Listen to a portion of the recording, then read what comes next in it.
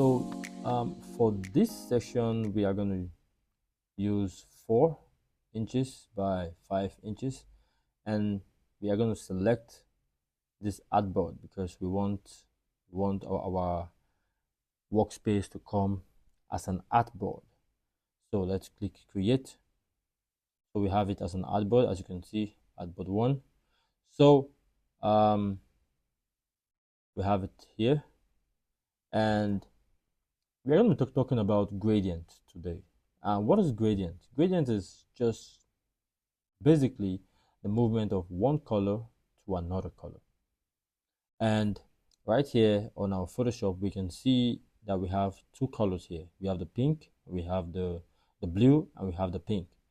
So this is called the foreground, and this is called the background. As you can see, set foreground color or set background color. The foreground is the top one, the background is the one below, right? Good. And so with the gradient on Photoshop, we have different functions and application of gradient.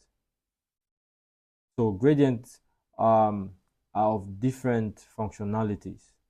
We have the gradient as a tool, we have gradient as a layer style, we have gradient in shapes, we have gradient in as part of the adjustment layer, right? So we are going to be starting with gradient as a tool. So this is the gradient tool here. So we will just try to cover everything that has to do with gradient. And so we, whenever we touch gradient, we understand that we understand what gradient is and how to work around it. So gradient is the movement. So gradient is the movement of one color to another color. So let's select our layer, and some of you may draw your gradient, and you'll find out that it's kind of acting this way. So this is a style of using the gradient tool, right? But for this section, we are going to use the classic gradient, the classic gradient style, right? So this is where you set your gradient, choosing the colors you would want to move from what color to what color, right? And now let's start with basics. Under the basics, we have foreground to background, which is our foreground color to background color selected here already. And here we have foreground to transparent, and we have black to white. So let's try and see what foreground to background, when selected, is going to do. So let's move from top to bottom. So we can see that we have blue moving into pink, right? So this is the basics of gradient. This is the basics of gradient. And we can have this move from any direction that we please. Depends on where you start drawing and where you stop drawing. So if we are moving from left to right, we have the gradient moving from blue to pink, from left to right. And we can try from top left to the bottom right, and we have it, right? So let's try the second one that says from foreground to transparent. Remember, our artboard background is white, so we may as well see blue moving to white. So it's just moving blue to transparent. If we had another color underneath this, it's going to be affected by the blue. Little bit over here, and nothing will be affected by the blue, but it will be affected a lot more over this top part because it is moving from blue to transparent. Now let's try the black to white.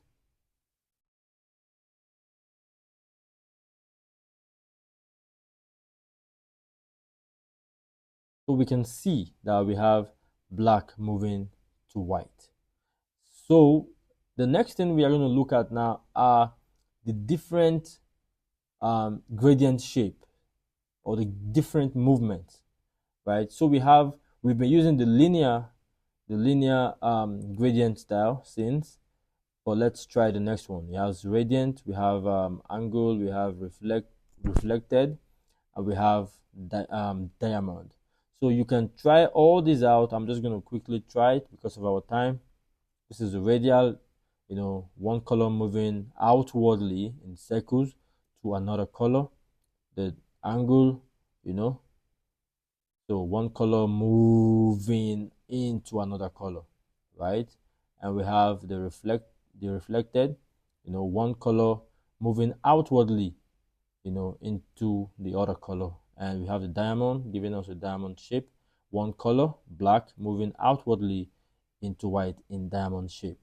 So that is for the basics of gradient. So we have more precepts. When I mean precepts, these are already established colors on Photoshop. It's not as if we cannot have our own colors, but these are colors that we find on Photoshop. And then we see that here we have three colors.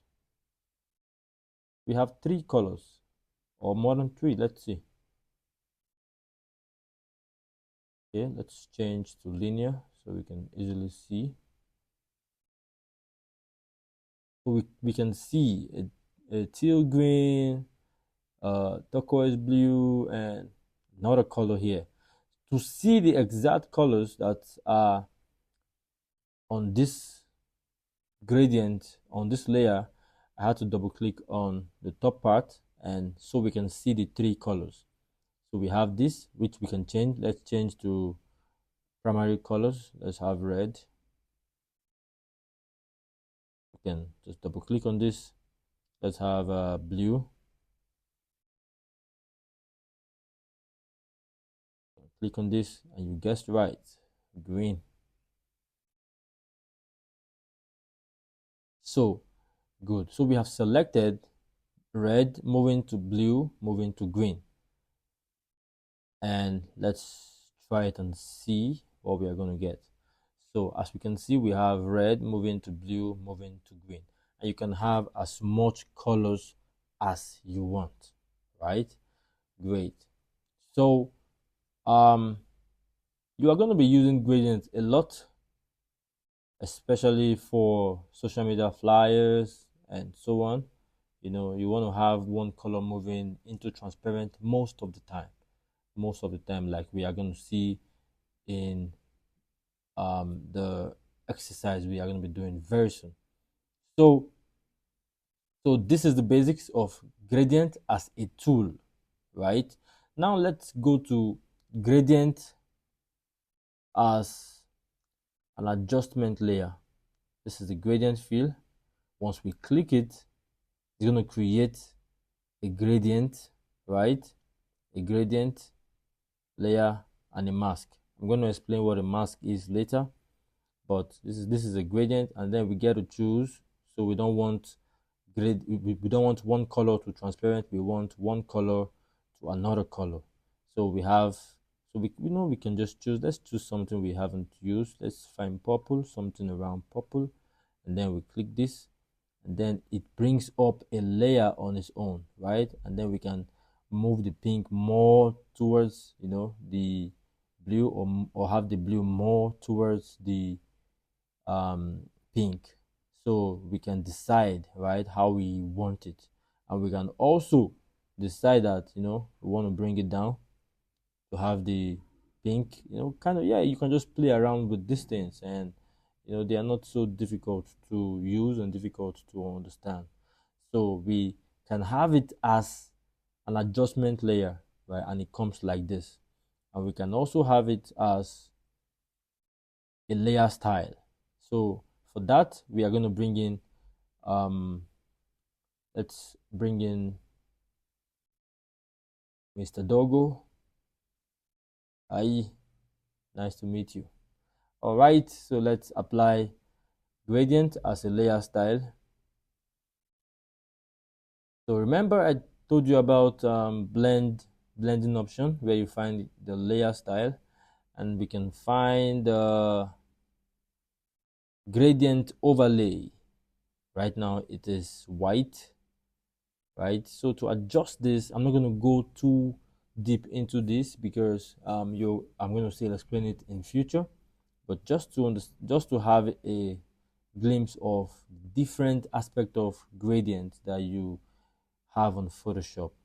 So we are going to decide that we want this to be our gradient style, and linear or whatever. You can change the angle over here. Let's change it something like this, and you can change the scale, right, of the gradient. You can change the scale. You can play with these things, always have it in normal, and if you want to inverse it, you can reverse it here and just click OK. So if you want to see what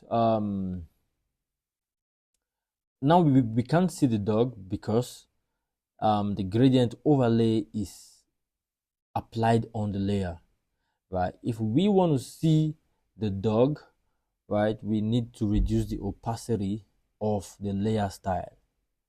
So now we can see the dog, right? Let's reverse this. Yeah, so it's like this. I think it's better. So we reduce the opacity, and now it has given it kind of like a filter, yeah. And sometimes you want to try to do that here. This is going to affect the layer, but if you want to adjust the opacity of the layer style, you have to double click on the layer style that you have done, right, and work around the opacity here. So we're going to switch off this layer style, and so that's the three different gradient application or functionalities that you have on Photoshop.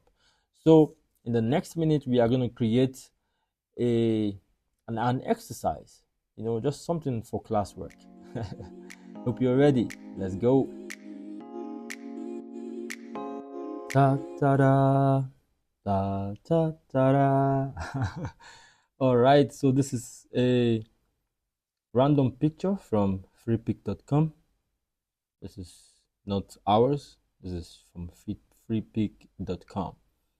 And we want to add some text to this work, right? We want to add some text. Let's say wedding bells. We want to add some fancy text to this photograph. But if we add, let's get our text tool. Let's just say wedding bells. Let's look for a cursive font to bring out our text inspector. Control T, and we have it here. So we can always use right here to pick our font and change the styles and the rest, but sometimes I like to have it on the text inspector. So let's look for a fancy text, big cursing, and increase the size of the text. Oh, this is too big. Let's work with 72. All right, and blue is not going to do a good job. Let's use white, and pick our move tool so we can increase the size. So right now the text is not visible. The text is not visible, and even if we were to use text on this work, the texts are gonna be, the texts are gonna be distracting from the beauty of the photograph, and the beauty of the photograph is gonna be distracting to people getting the information. So you want to create a gradient movement that keeps the beauty of the photograph and also helps you present the text in a way that has good contrast. So let's use a color that is, I think we have blue on this color. So let's just pick something close, something close. Okay, let's drop this first. Our text, let's just get something close to what we have here, or let's use pink. I see pink peach flowers. The peach flowers.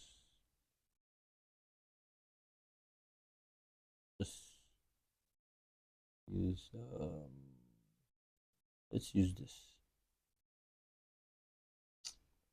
I'm not gonna succumb to the pressure from the ladies. Let's just use blue.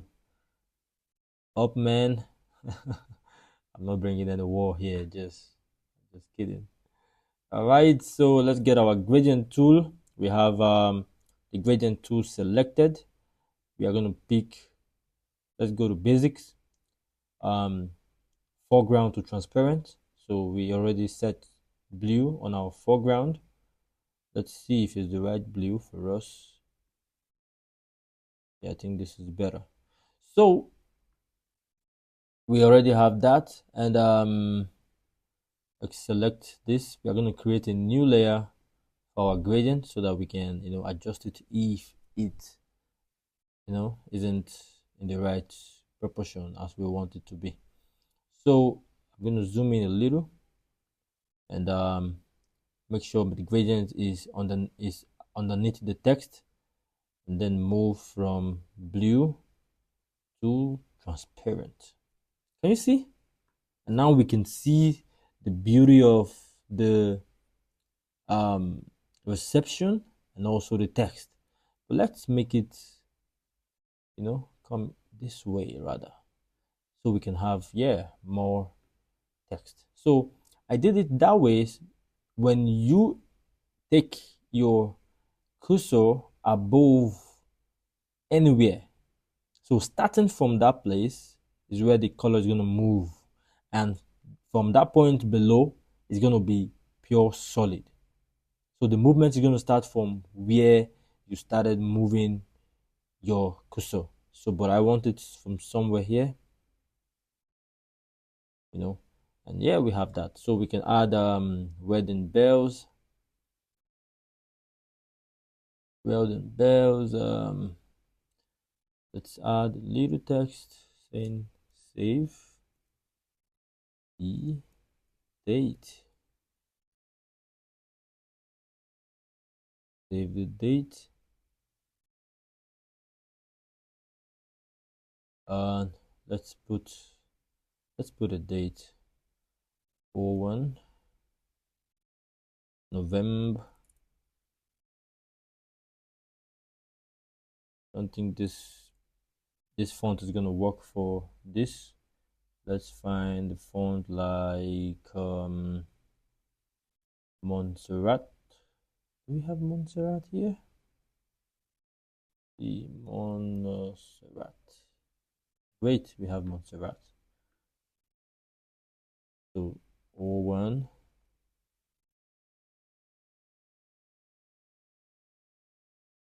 November 2025. So we have this,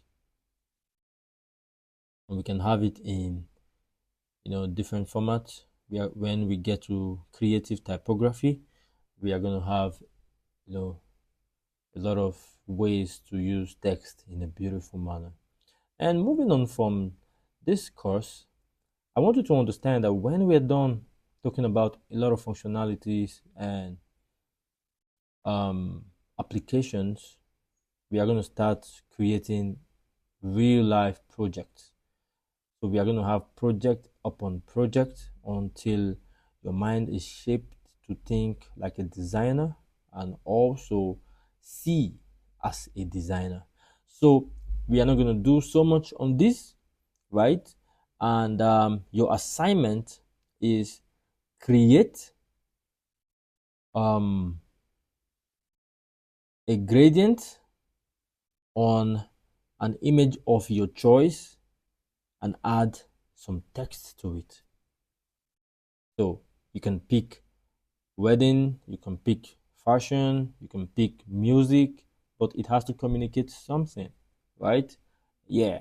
So let's see what you can do. I'll be expecting, I'm giving you liberty to pick the image by yourself. You can as well check from freepick.com.